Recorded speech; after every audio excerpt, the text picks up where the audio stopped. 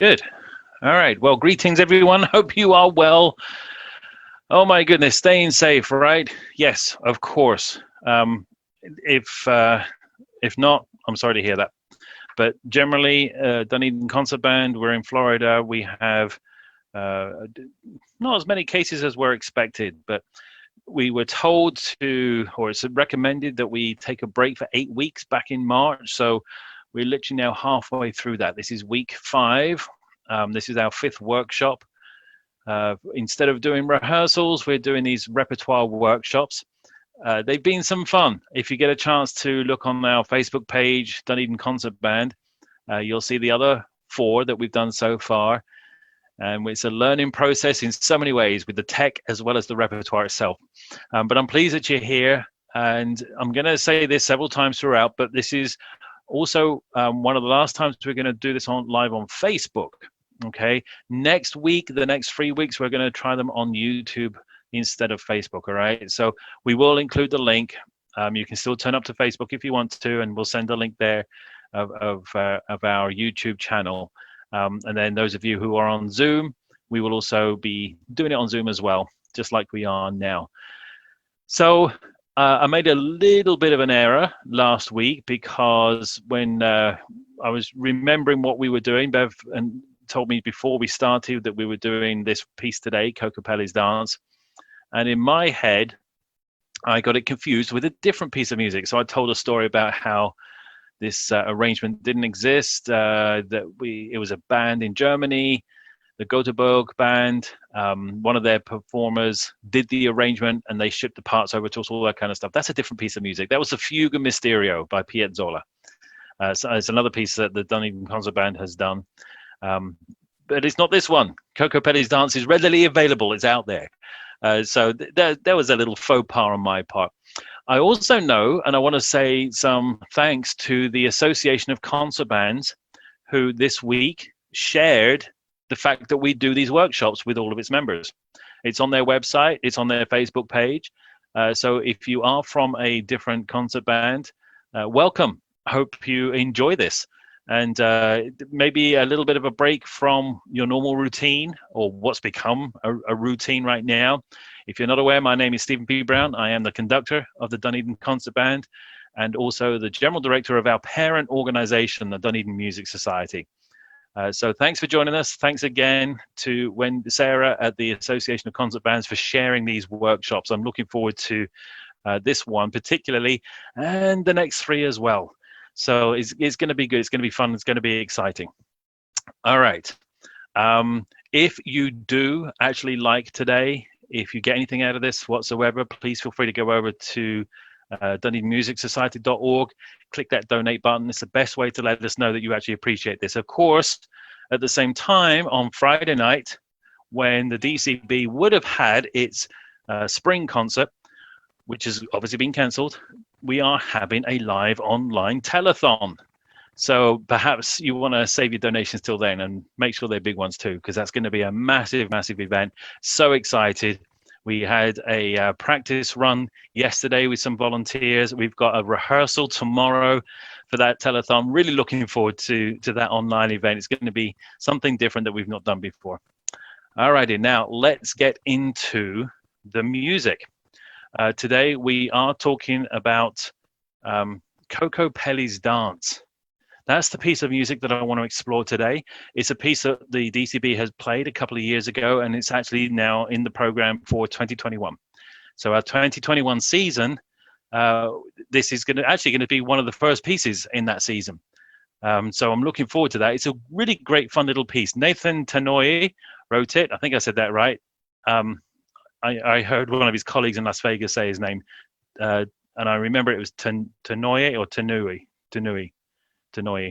But Nathan, anyway. Now, the interesting thing is that Nathan is, in fact, a jazz musician, all-out jazz musician, okay? He's a trombone player. He's freelance, and he has performed with some big names in Vegas. Natalie Cole, Johnny Mathis, Tony Bennett, Temptations, Luciano Pavarotti, Placido Domingo, Andrea Bocelli, Donna Marie Osmond, Bette Midler, Aretha Franklin, Barbra Streisand, Usher, Jennifer Hudson, and the list goes on and on and on. All right, this guy's been on stage with all of these big names in Vegas. He's also the principal trombone player in the Las Vegas Philharmonic since '98. He's played in shows like Hairspray Producers, Steve Wynn's Showstoppers, the touring versions of those shows. And he's also involved with the Las Vegas Connection. And also there's a horn band called Santa Fe and the Fat City Horns, which is a 15-piece jazz band, which is where I think his arrangements, his composition really started coming to the fore for that group. So right now, you'll see him on stage most days. Well, not right now, but before this thing happened, he was on stage with Celine Dion in Vegas as well. So he was the featured trombonist there. So Nathan has a sense of humor. He's a trombone player. No offense to trombone players, but you know what? He knows what he's about. He loves jazz. He loves classical. Kokopelli's dance was actually his first attempt at writing a classical piece of music, right? Something that isn't jazz. In the score, he says that this piece is perfect for professional, university, or even advanced high school wind ensembles. It is not an easy piece of music to play. It is really quite tricky. You've got to have a lot of good solo players that can have got their chops where they can actually pull off quite a complicated solo in many of the different sections. So flute, the clarinet, bassoon, alto sax, trumpet, tuba. Yes, tuba solos, and also timpani. All right, so you need strong performers in each of those sections. If you don't know what Kokopelli is or where it came from, it's actually one of those Native American, those Indian deities, those Indian icons, if you like. Looks like that. I'm sure you've seen that kind of image before, certainly a silhouette of it, if not quite like that. And Kokopelli is known as the trickster, which I think is funny because he's like an icon for fertility. So yeah, put those two together. But you know, he's mischievous.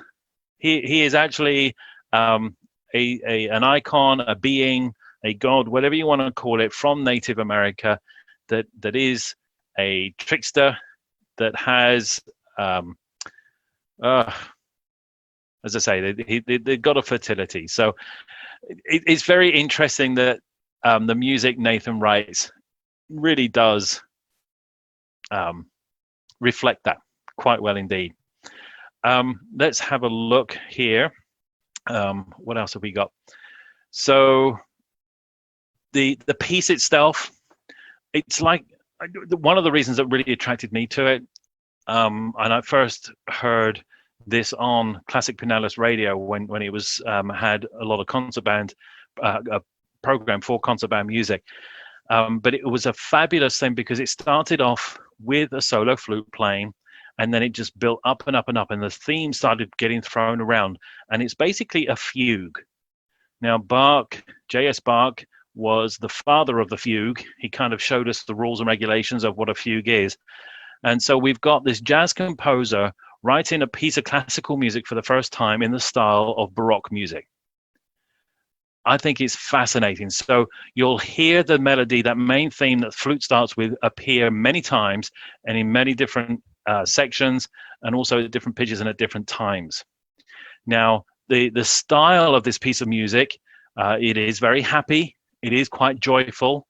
It does symbolize a lot of the contentment that ancient Indian life used to have.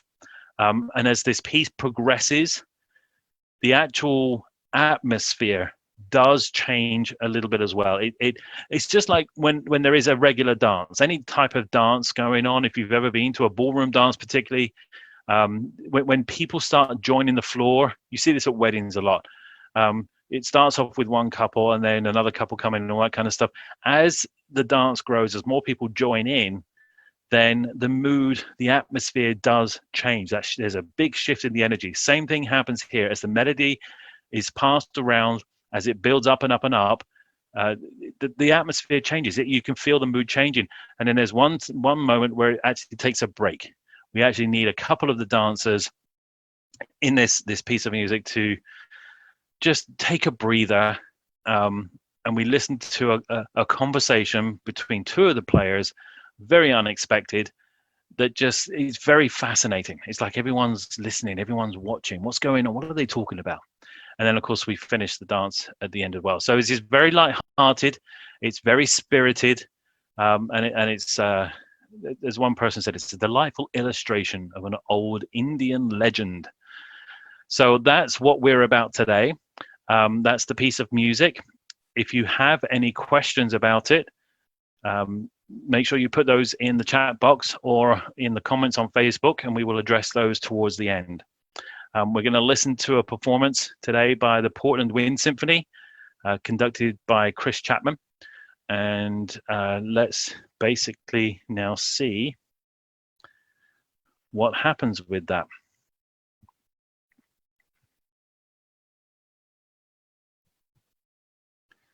Make sure I get the right window. All righty. Here we go.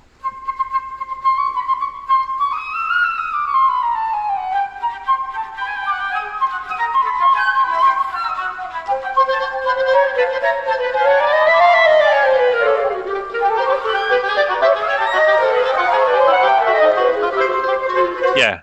Are you thinking what I'm thinking? It's not together. And the key is in the flute part. All right. We're going to go back and listen to it again because we kind of missed that opening, the first flute line. But we're going to listen to that first flute line, and that has got to be the most solid part of this piece all the way through because it kicks off everything. Let's listen to that again. Oop.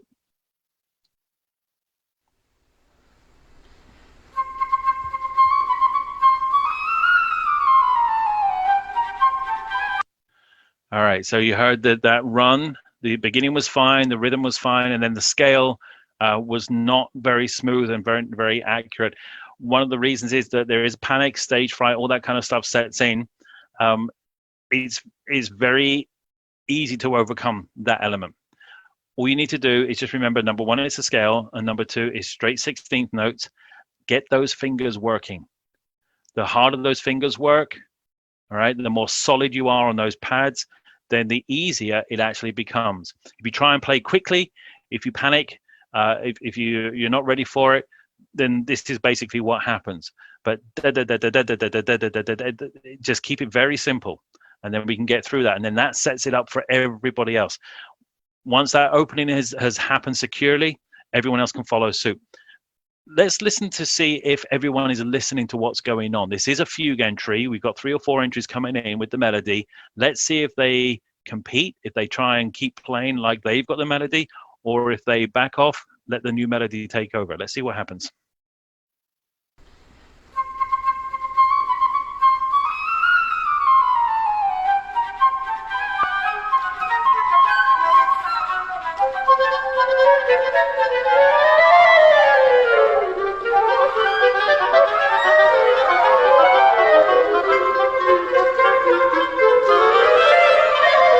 All right, to me, everyone sounds like they're playing at the same dynamic level all the way through. Now, musically, on the printed page, the reminder of what we're playing, maybe that's the case. Maybe there is one dynamic marking. That doesn't mean to say you can't actually have influence and you can't just nuances here and there. Accompany the melody wherever it is, whatever's going on. It's easy to know when it is when the clarinet comes in. That second flute, not quite so much. When the oboe comes in, it was a little bit messy because there was no solid pattern going on.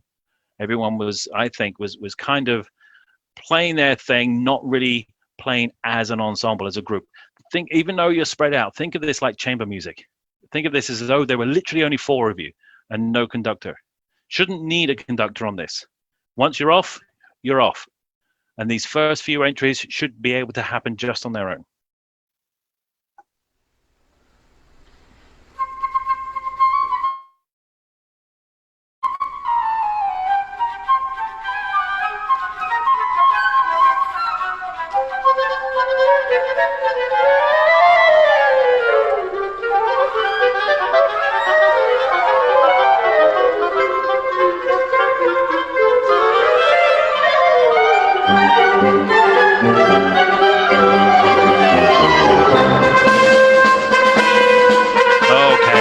We arrive at the fanfare. Good. All right. I'm happy about that.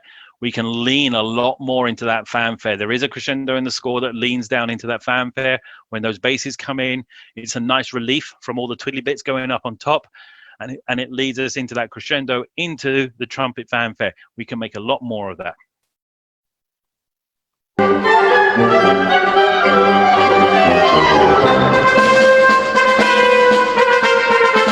Good. And when you get, I love these arrangements when you have everyone starting on the same note, and then you get somebody, like a semitone lower, a half tone lower, and then a tone lower than that. So I love it when that happens. You can make more of it.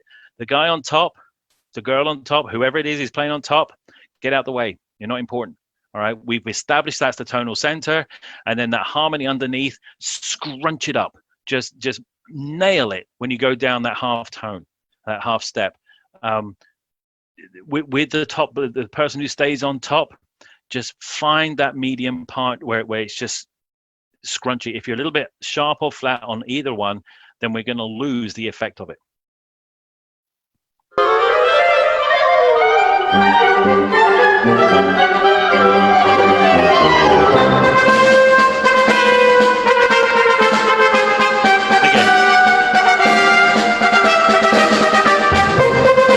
So that second time, the pedal tone was actually on the bottom. So that needs to be stronger than the descending tones on top. So first of all, we'll start with the pedal tone on top, and then we have the descending chromatics underneath. The second time we hear that, the pedal tone is on the bottom, but the descending chromatics are on top. We need to hear more of that pedal tone underneath, okay, when it changes.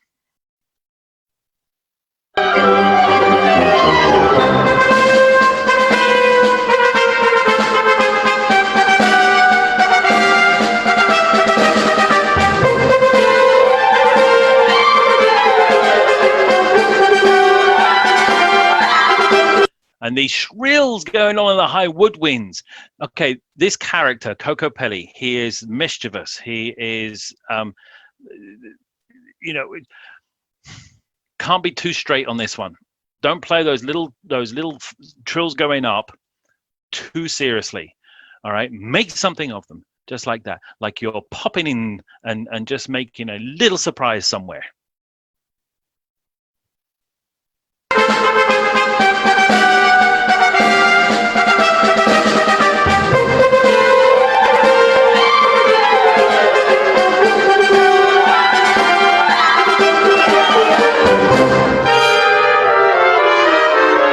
Good. Well done. Well done. That first one was done, it was executed well. So you have that beat 2 emphasis where we all come together on beat 2. There's a decrescendo and then a crescendo as we descend through the scale.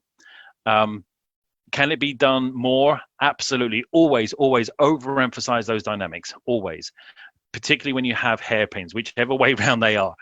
Always overemphasize. It's harder to do in the low brass. As we hear next, I wonder how they're going to do with that. Okay, made my point.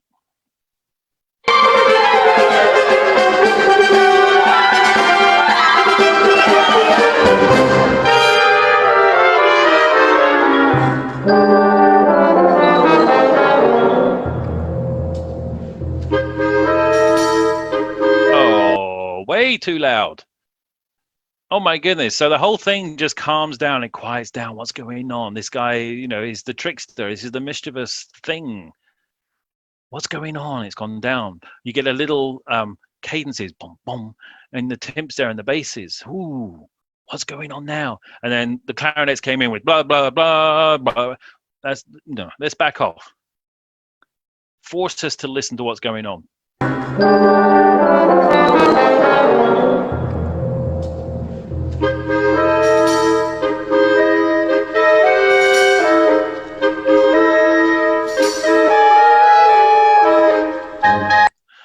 Same with the tambourine. Oh my goodness, that's so much fun. Not quite as powerful as a triangle. A triangle, no matter what dynamic you play, will always be heard. But tambourine, you don't need to play it too loud. Just tap it a little bit. It's a little jingly thing going on.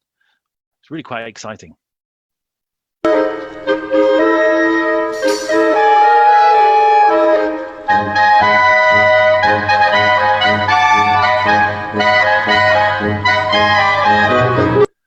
Nicely in tune, clarinet. It's not easy to do with that one, but you did well there. That pulsating bass line is a rhythm. It's a heartbeat. Okay, let's keep it as a heartbeat, pulsating all the way through. Good job. Nice transition.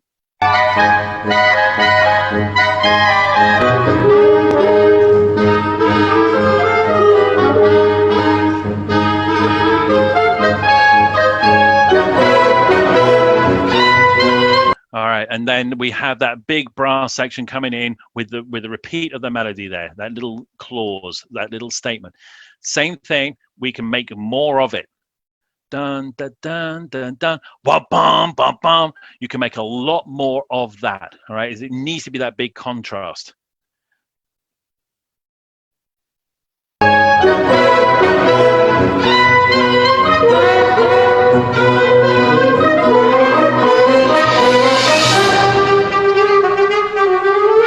Yeah, I don't know if you noticed the time signatures all over the place. There's a lot of 3/8 in here, and later on there's some 5/4s and all that kind of such.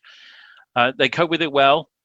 I think particularly in this group, they probably spent quite a bit of time working on the counting in there. A lot of community bands do need to work at different time signatures and changing time signatures. The bottom line is Nathan gives you everything you need in this. All right, you've got that pulsating bass line going on. Most of it is on the quarter note, is on the beat. In your head, get that eighth note clicking. Tick, tick, tick, tick, tick, tick, tick, tick. Just clock that in. Once that's clocked in, it doesn't matter what the time signature is. It's just then grouping them into groups of 8 or 4 with subdivisions or 3s or 5. It doesn't matter. Click it.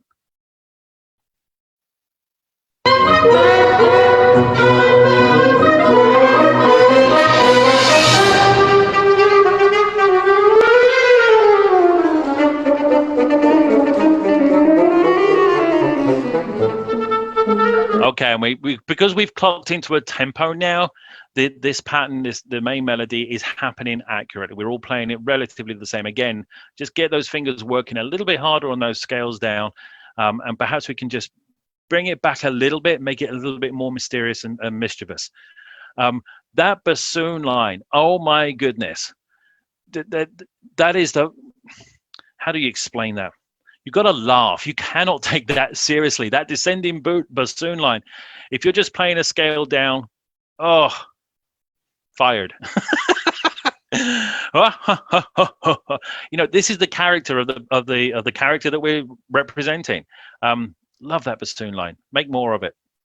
Saxophone, sorry, don't drown it out.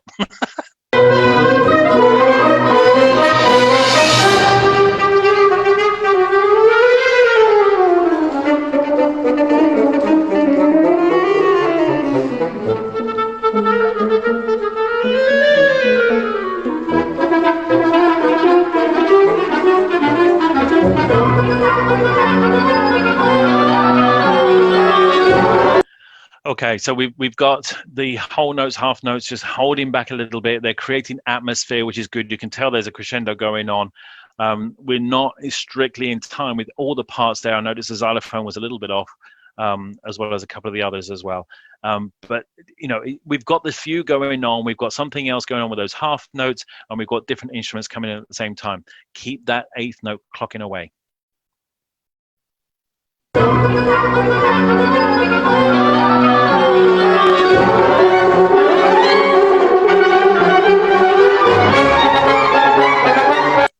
Personally, I'd love to see more and feel more about those cadences. We've had several of them now since the very beginning. Boom, boom. It happens many times throughout this piece, and I think we need to make more of it all the way through. It's like an emphasis. It's like the punchline of a joke. It's like when Wile E. Coyote, whatever his name is chasing the Roadrunner, and it's the end of that particular sequence of that joke. That to me is what that cadence is. Boom, boom, and we're moving on. So I think you can make a lot more of that.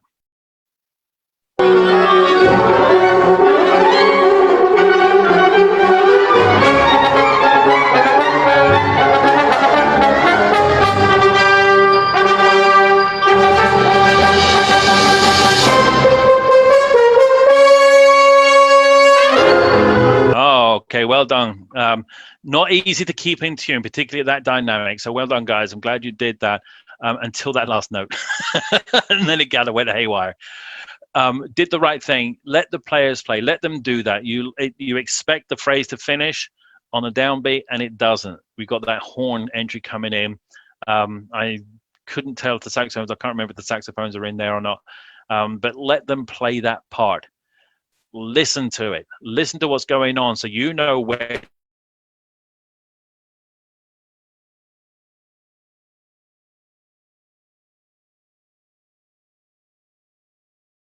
Anticipate where that downbeat's going to happen. That was a good retard that they did as well. They slowed down together. Okay, they were listening. They knew what tempo they were going to go slow down to, and therefore it worked.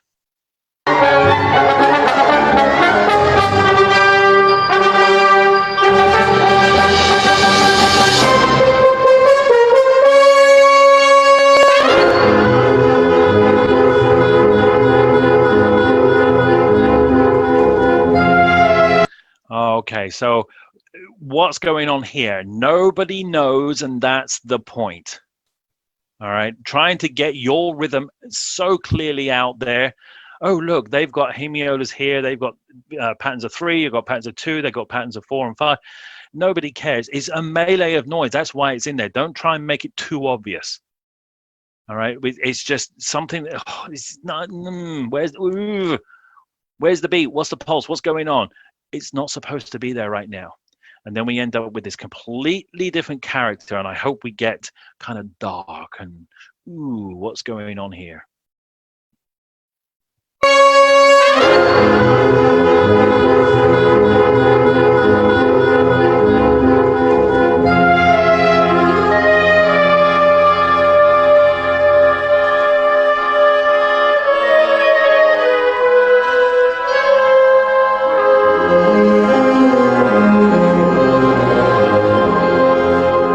Okay, I'm not sure where the phrasing is. Could you tell that? There is an arch to this new line, this new melody going on, and it starts with the clarinets, and it goes all the way through. The basses come up with their own thing a little bit later on. It's accompanying, yes, but it's at the end of the clarinet phrase. And I just felt it was just like we start here and we finish here, all the way through.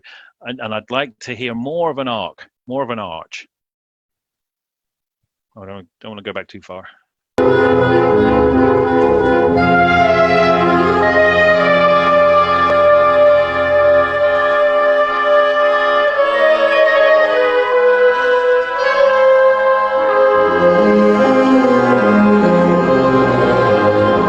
Good hairpins.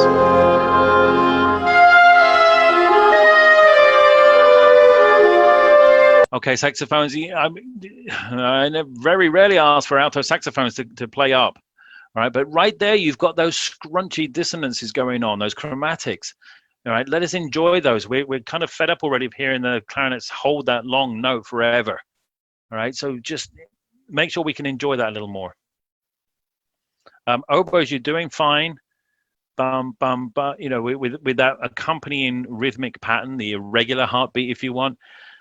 Again, I feel like you're forcing it. I feel like you're trying to project it out there and compete against everything else. You don't have to. All right, we will feel it, we will hear it. The more mysterious this is at this point, the better, the more effective it's going to be. Okay, at the moment, it's just too obvious, it's too punchy and too in your face for me. And that is to say, all of these repertoire workshops is just my interpretation, just my reaction. You may feel completely differently about it, and that's fine. Put it in the comments if you do.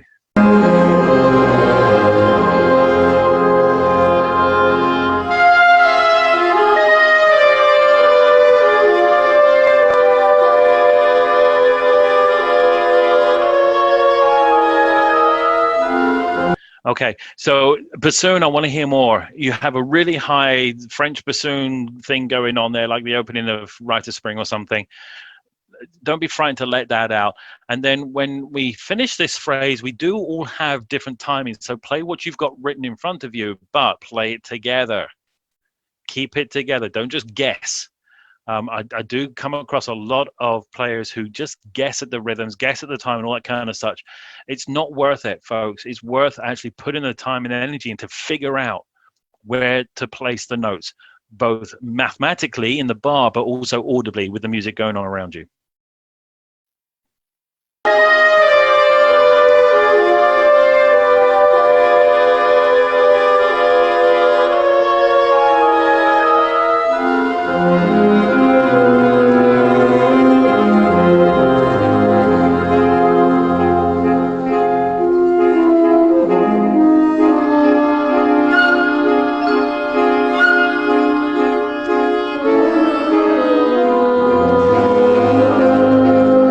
They're listening very well because you've got a lot of rubato going on at the end of these phrases with those twiddly bits, a quintuplet or something going on. That's great. Of course, we can't help with the counting, all right? Only you can do the counting yourself.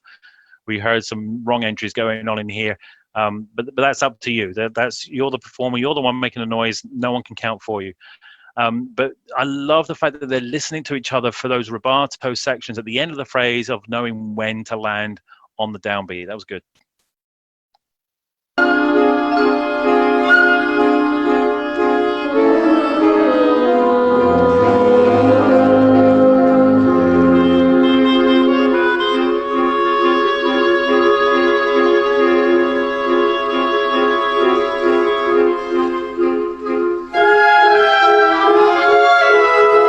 All right, so now contrast between the accompaniments or among the accompaniments. We've transitioned the same melody from one section to another. We've gone from really low basses, that's where the melody was, into the middle, and now we're going really high.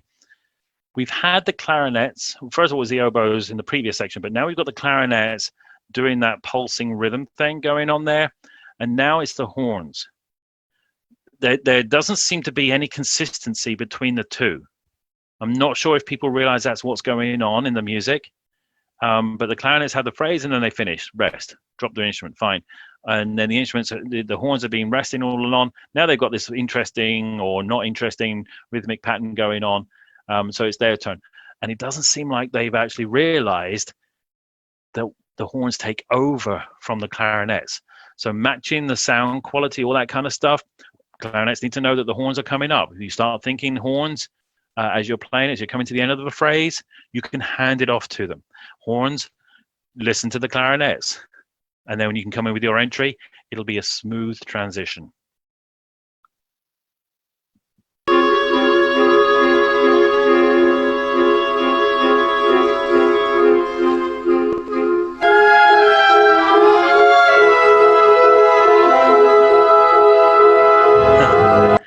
And when the high winds, when you come in with that melody there, yeah, it's high. We're going to hear it. This is one of those cases where you can take care of those high notes because it's a shock. It's a surprise. We weren't expecting that.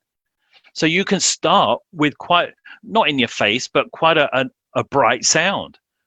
Ba, ba, ba, ba, ba, and then back off a little bit. But yeah, take advantage of that moment that you've got all this low stuff going on here. And then you come in with your bit on top.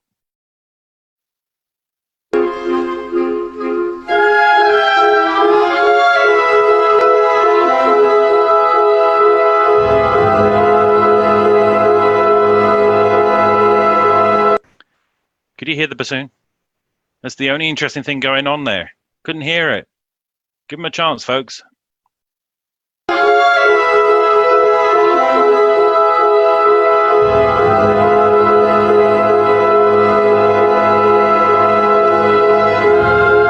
I feel like I'm listening to a foghorn. That long noise, basically, that sustained sound, we're just keeping it absolutely flat all the way through, regardless of what else is going on. That's why we lost the bassoon in there, and of course the horns had to keep up with it. They got the moving parts, so they had to keep up with that sound. And we're not aware what's going on. We're not listening to each other. We're not realizing how our part fits in with the whole.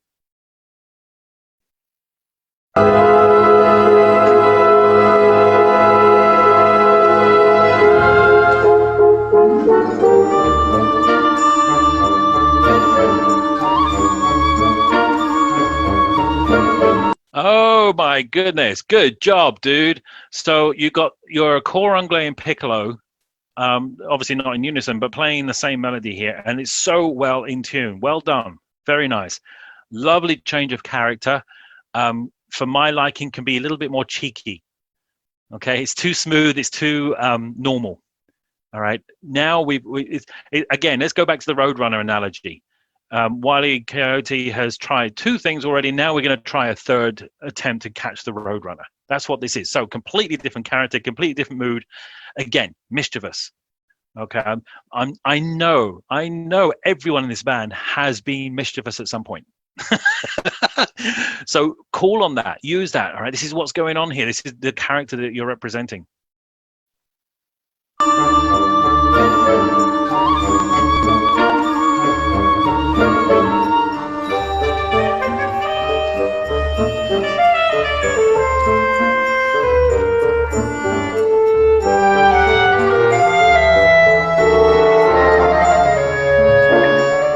Okay, back off clarinet. We know you. We've heard you all night.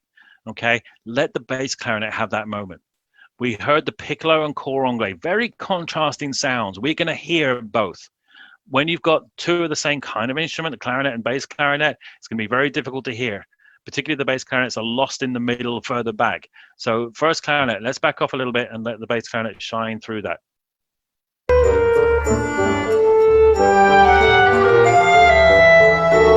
Get it together.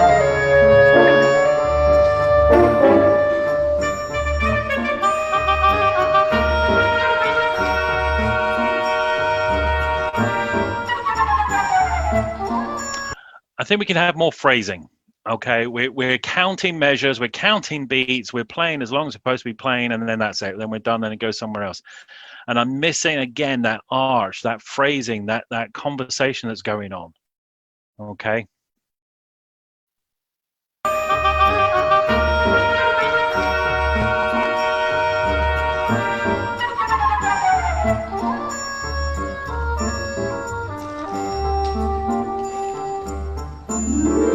Okay, guys, don't get bored. All right, that bass line, don't get bored. This is it's an expanded heartbeat. All right, without you staying focused and interested in what's going on there. I love that bass line. In fact, I want to hear you guys play that without any of those twiddly bits going on top. None of the melody. Just want to hear that accompaniment, so we know when the trombones are playing their little but bits and how it fits in with the bass and the tuba and the euphoniums and the bassoon. It's very, very effective. Don't get bored with it.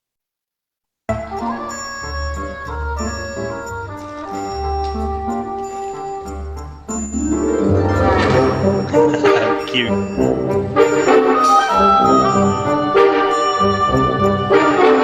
Yeah, did you feel the changing character? And that's thanks to the trombone. That trombone slide, if you get the mood of that right, you're going to set us up for something really quite fun and exciting here, okay? So well done, that trombone player. It's nice having the harp in there as well, a nice gliss. Nope. Let me go back a little bit more. I don't want to hear that trombone.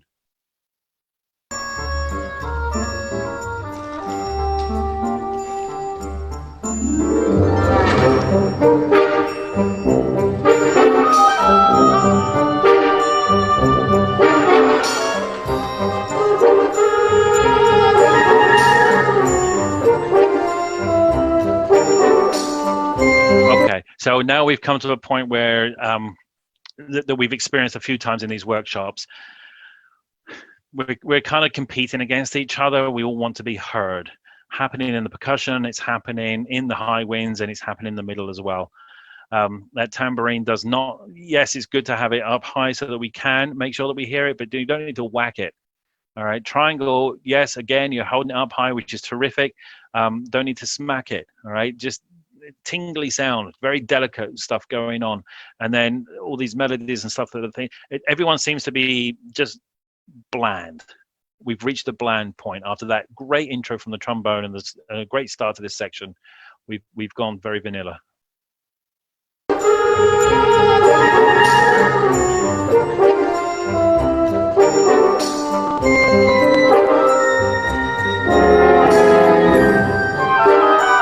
What was that? What? You've got all this tricky stuff going on, all these little bouncy bits and pieces here and there, and then you have a full brass section going. So make sure that we can actually hear that. Make sure that there's something going on there. It's too boring right now. Let's all make sure we're on mute, folks.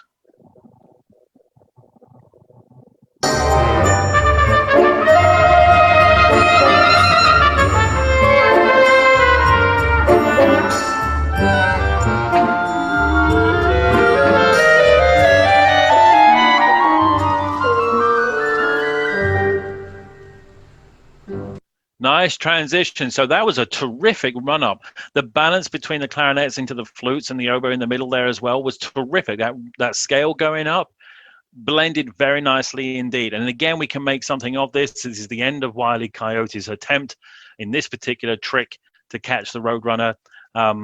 Maybe that's a rock fall. I don't know what's going on. Just use your imagination. But nice little ending. Again, basses, don't get bored of this.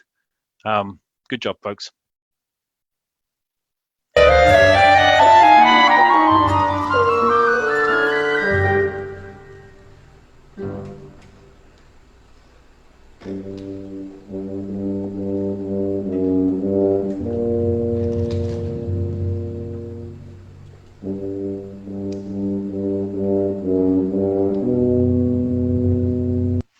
Okay, now I normally don't get into this kind of detail about specific players and bands and all that kind of such. So now we've got that conversation going on that we weren't expecting between a tuba and timpani.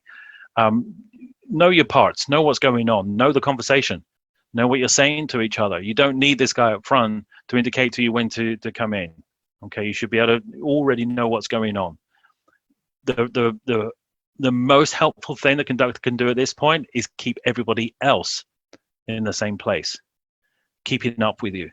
All right, just give them a clear downbeat for every bar, and then we're fine. But you guys playing, you need to know your music. You need to know what's going on and where you fit in the conversation.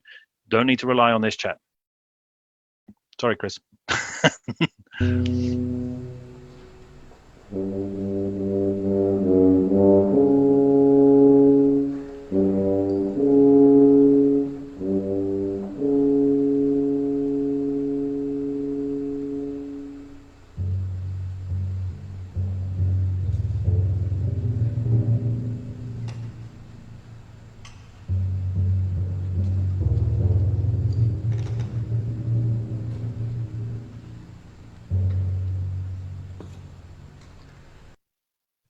Now, this is a really tough transition.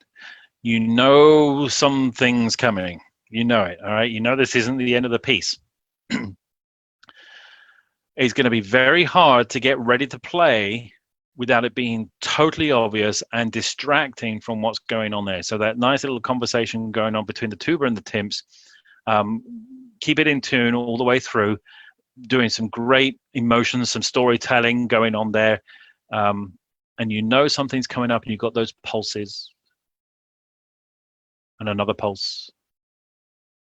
And then something else is going to happen. Now, you've got no time to get ready to play.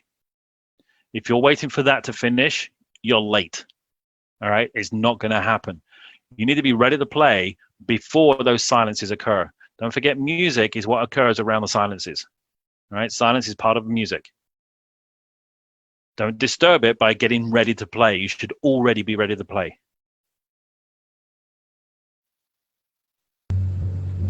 Piccolo's ready.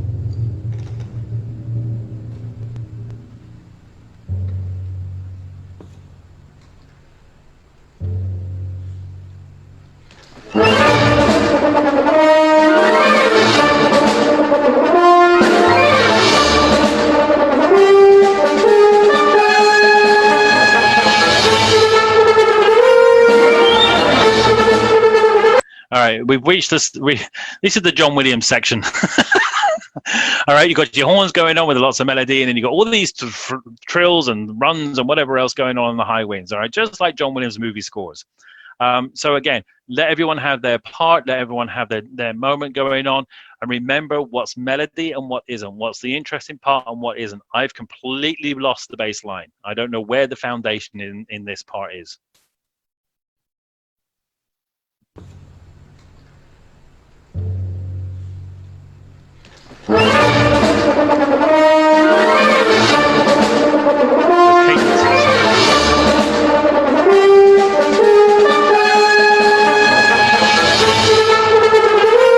Trombones, euphoniums, tuba, just like the bassoon did before, that descending scale, that's a laughter. It's an evil laugh at this point. It's very aggressive. Up, up, up, up. But, you know, make something of it. Don't just let it happen.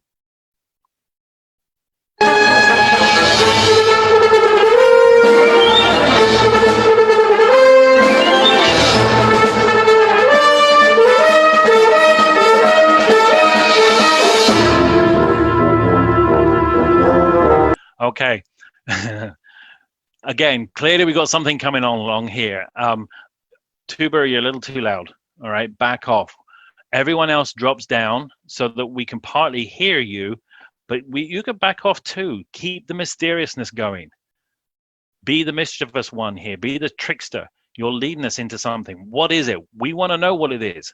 But at the moment, you're too forceful. You're too in our face. Clarinets, keep that trill in tune. All right. It's a lovely job keeping it out of the way. Just make sure it's in tune.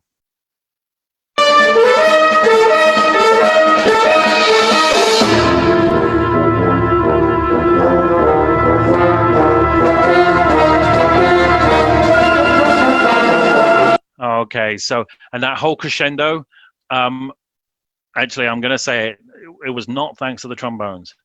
It was here all the way through. We've got 3 bars of this 5/4 section going on, building up every single time. Everyone else was doing the crescendo. Other parts coming in was doing the crescendo. We can all do it. We can all contribute. Whether or not it's in the score is irrelevant. You just got to pay attention to what's going on around you.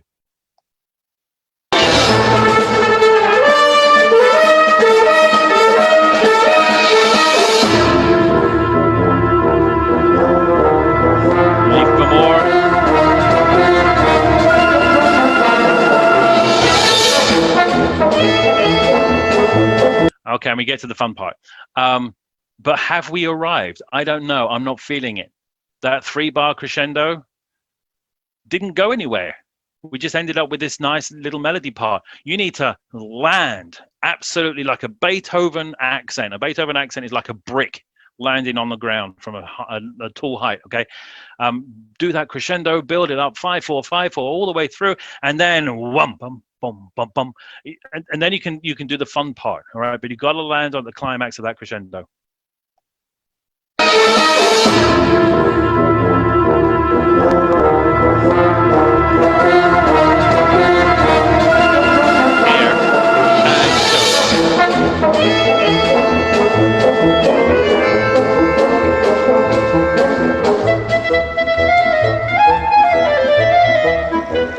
Okay, do you hear how we lost the trombones all of a sudden? We were listening to trombones, they were part of it, and then it just suddenly stopped when the clarinets came in. And again, we're not blending. Blend that sound. Listen to what's going on around you. Be part of it. And then just back off a little bit if you know you're going to stop, but the rhythm, same pattern's going to keep going. This is so much fun. I love this one.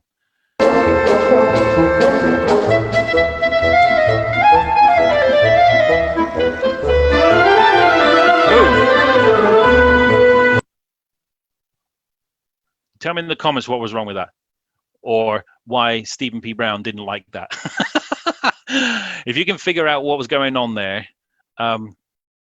yeah, think of it. Put it in the comments.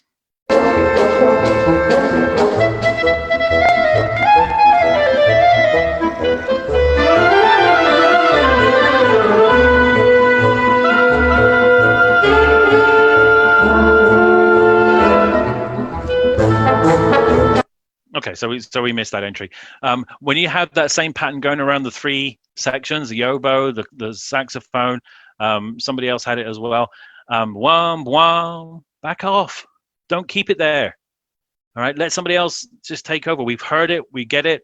You're building layers of both sound and harmony. Work together on that. It's not all about you. Not all the time. Sometimes it is.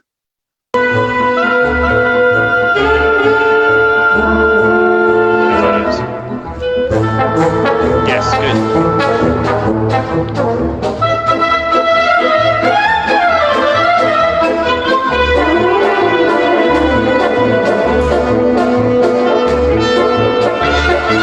Yeah, and we missed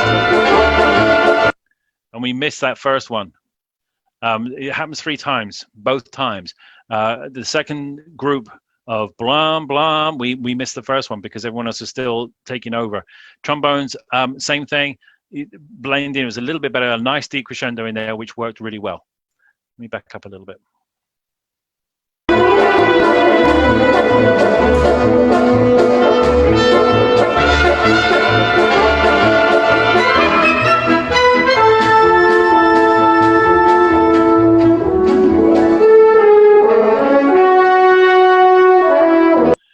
Okay, and now we're coming into the Mexican section. Good. So there was a lot of good stuff going on. When we had that whole melody going on through the woodwinds, again, where was the arch? Where was the line? Where was it? If you were singing this, if you were dancing to this, if you were being a trickster, if you were Wile E. Coyote on the ground, where are you going with this melody? What's happening? If you're the road runner, where are you running to, or are you just running? Don't care. And sometimes we got those scenes in the cartoons. You just saw a nothing with the road runner, feet going like this, and the scene behind them just running. They almost appeared static. That's not the case here. There's a whole melody going on. Give it some arch, give it some movement, give it some flow.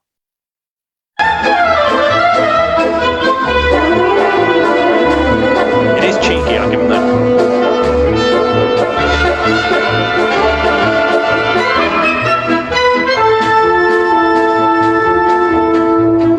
Nice.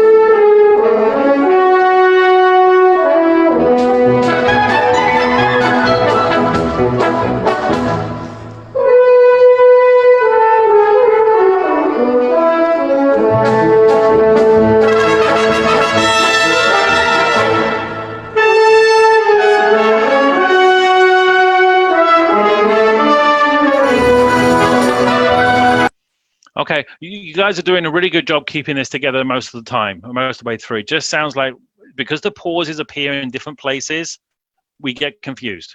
It's easily done. It happened with us too. The pauses are not always in the same place, not where we expect them to be. So you've got to be aware of that and aware of what's going on. But it seems like you've probably spent a lot of time working on this because there is a lot of unity going on with that rhythm, with the pauses. Good job.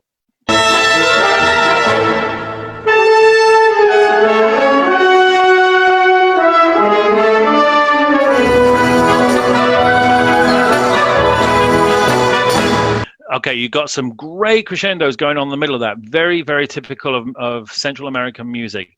Those just wah-wah sounds. And there's some of you doing it.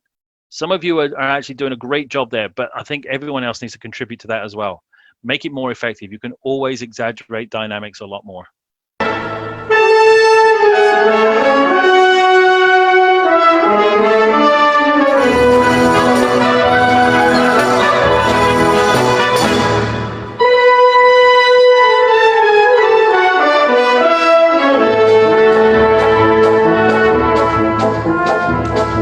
Good, yes.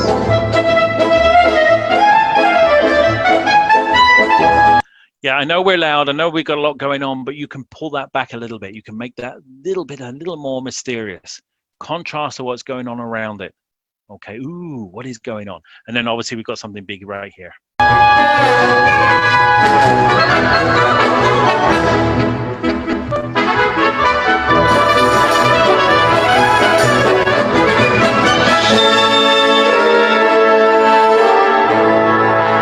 No.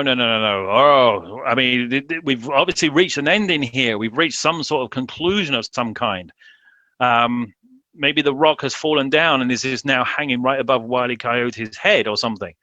And we're waiting for it to come crashing. But we've got a fanfare. bum, bum, bum. So make it a fanfare. Wham, bum. Okay, just put it out there. Don't hold back on that. We're interrupting that fun little thing that's gone on before.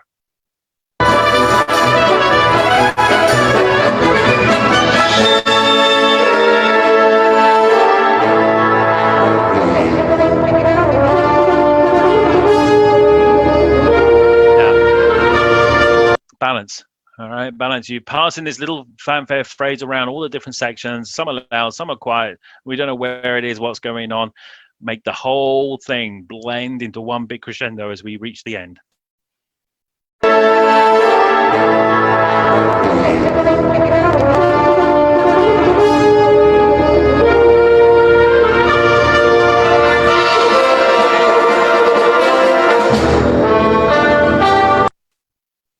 Was that a fanfare? I missed it. It's a beautiful little ditty in the middle of that one. Completely missed that.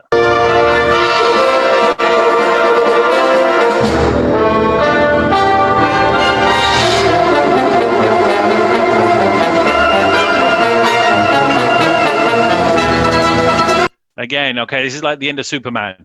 All right, the lavender version of Superman, where you've got those triplets at the end. John Williams was not kind when he wrote that in there, and nor was poor Lavender when he included it in the band version.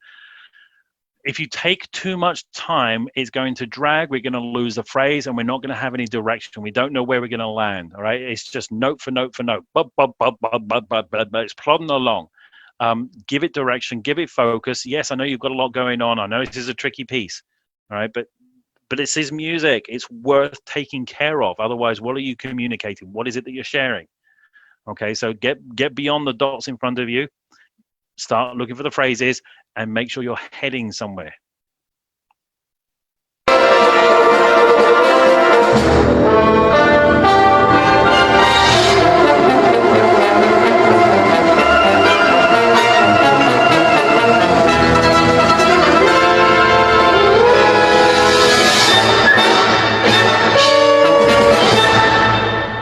Nice. All right, yeah, good job, good ending. Definitely exciting towards the end there. Love when the horns come in there with a little wah. It's terrific. It's a good, fun piece. So well done, guys. Not an easy piece to play. You did very well indeed. Lots of good points, a lot of contrast. The moods were basically there some of the way through. Can exaggerate those, do that with dynamics, and also knowing where the chromatics are, so you can actually hear those scrunchy parts coming in. Back at 6:15 or so, if you did guess the fact that I didn't like, we had the clarinet come in with the melody, and then we had all the rest of the woodwinds come in with an interjection. And there was no relationship.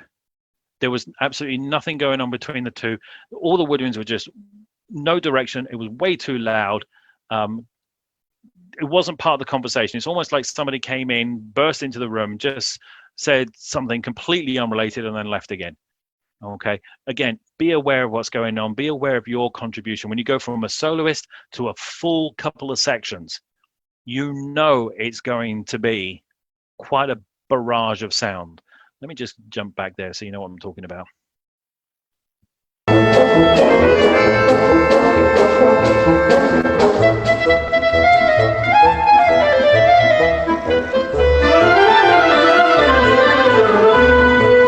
Did you see that? You see how he just, all those winds, the saxophones, and everyone came in after a wonderful little solo clarinet with this noise.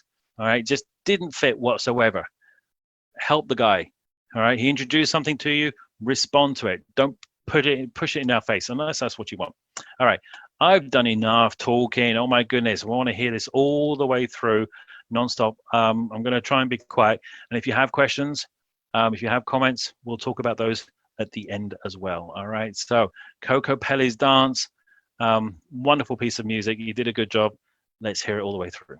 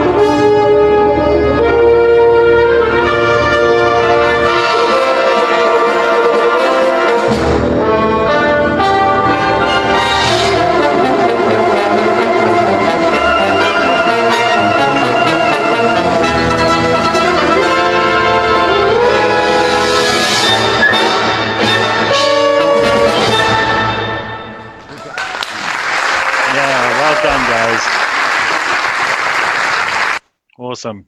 Good job. So some fascinating things going on. There was one section in the middle there where it's obviously in 3/4 and all the winds and stuff are going on 3/4, but the accompaniment, which goes on and on and on, is actually 6/8. That's the section where I said I'd love to hear you guys just do that section on your own. It's actually one bum bum bum bum bum bum. It's actually in 6/8 as opposed to the 3/4. So good contrast if you can get that. You tackled it. This is a difficult piece. You went for it and you just went for it with everything you got.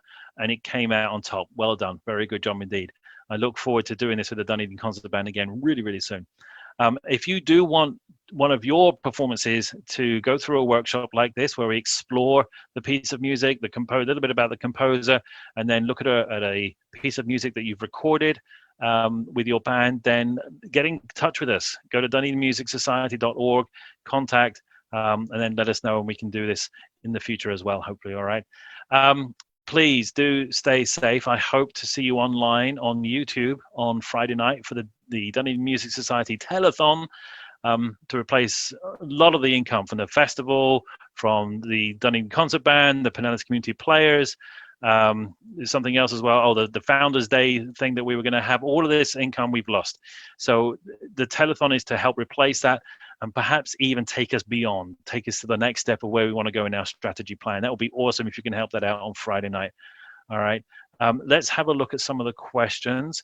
Bev, did we get much on Zoom tonight? No, not too much.